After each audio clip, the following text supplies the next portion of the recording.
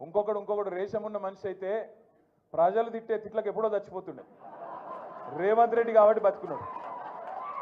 పురాగా సిగ్గు తప్పినోడు, పురాగా ఇజ్జత్ లేనోడు కాబట్టి బతుకుతున్నాడు. కానీ ఇంకోడైతే ఎప్పుడన్నా ఆయన ఓ బకెట్ల నీళ్లు పోసుకొని ఆయన నీళ్ళలో దుంగి చచ్చిపోతున్నాడు.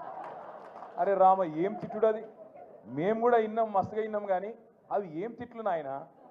ఆడ మూసి ఒడ్డు పొండ పోయి ఇక్కడ గొట్టం పెట్టుడు ఆలస్యం, ఏడున్నాడు రమ్మను అని. అరే గంత కోపం ఏంద్రా పోయంట? మామూలు కోపం లేదు ఒక్కొక్కలకు. రమ్మను, ఇప్పుడు ఇక్కడ రమ్మను దమ్ముంటే. నిజంగా చెప్తున్నా రేవంత్ రెడ్డి గారు, కెమెరాలో చూస్తున్నావు, ఇక్కడ పోలీసు వాళ్ళు కూడా ఉన్నారు, నీ వాళ్ళు నాకు ఎరికే.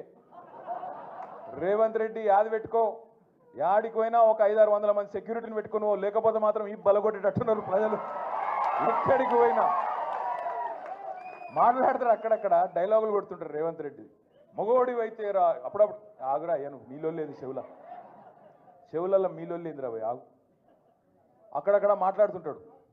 కేసీఆర్ దమ్ముందా అంటాడు. కేసీఆర్ అంటాడు. నేను అంటున్నా, కేసీఆర్ కావాలంటే నాకు మన సోషల్ మీడియాలో పోస్టులు పెట్టే పిల్లగానే తట్టుకోలేకపోతుండే ఈయనకడ కేసీఆర్ కావాలన్నాడు. అవసరమా?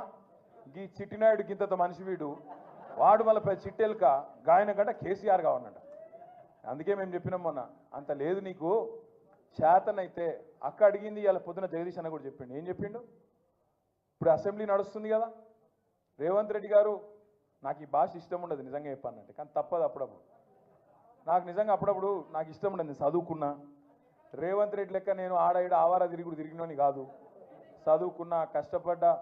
నేను ఎక్కడో పోయి బయట దేశంలో పోయి కొంత ఉద్యోగం సంపాదించుకున్నా, కొంత పేరు సంపాదించుకున్నా. నాకు ఇష్టం ఉండదు. కానీ ఇక కుక్కగాడుకు చెప్పు దెబ్బ అన్నట్టు ఇష్టంటోళ్ళకి ఇట్లే చెప్తేనే అర్థమవుతుంది. అందుకే చెప్తున్నా, రేవంత్ రెడ్డికి అడుగుతా ఉన్నా నేను, రేవంత్ రెడ్డి, నువ్వు నిజంగానే మగాడివే అయితే అసెంబ్లీ నడుస్తుంది కదా, 15-20 రోజులు పెట్టు. మొదలు 10-15 రోజులు మొత్తం రాష్ట్రంలో ఉన్న ప్రజల సమస్యలు మాట్లాడదాం.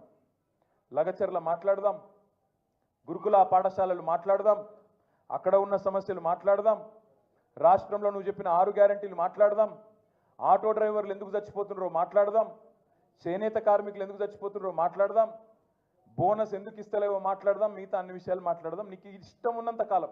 రాష్ట్రం అప్పుల పాలైందని తప్పుడు ప్రచారం చేస్తున్నావు కదా, అది కూడా మాట్లాడదాం. నువ్వు నిజంగానే మొగాడివి అయితే 10 రోజులు ఇదంతా ఒడిచిపోయినాక మిగిలిన 4-5 రోజులు ఉన్నాయి కదా, ఈ స్కాము ఆ స్కామ్ అంటున్నావు కదా, మొగోనివైతే అసెంబ్లీలో చర్చ పెట్టు, అక్కడనే సమాధానం చెప్తా నీకు. అసెంబ్లీలోనే చెప్తా ఉన్నా. ఈ ఫార్ములా ఆ ఫార్ములా అంటున్నావు కదా, ఏ ఫార్ములా అన్నదే నీ ఇష్టం.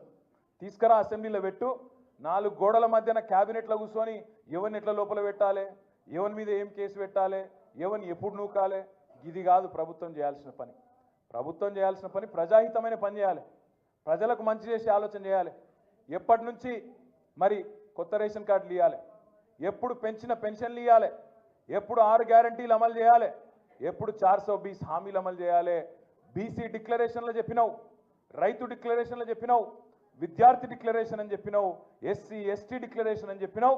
వాటిలో చెప్పిన మాటలు ఎప్పటి నుంచి అమలు చేస్తావో గవి చర్చ చేయాలి క్యాబినెట్లో. గవేవి లేవు. మీరు చూస్తున్నారు ఎంత ఎక్కింది అహంకారం నెత్తికంటే. మొన్న మీరు చూసిండ్రు, ఢిల్లీలో ఇండియా టుడే అని ఒక టీవీ ఆడ చర్చ పెట్టింది. రేవంత్ రెడ్డి వేయండు. పోతే అక్కడ అడిగినరు వాళ్ళు, ఏం సార్ నువ్వు ఎవరిని పడితే వాళ్ళని జైల్లో పెడుతున్నావట, ఏం సంగతి అంటే, నేను ఎవరిని పెట్టినా అన్నాడు. మళ్ళీ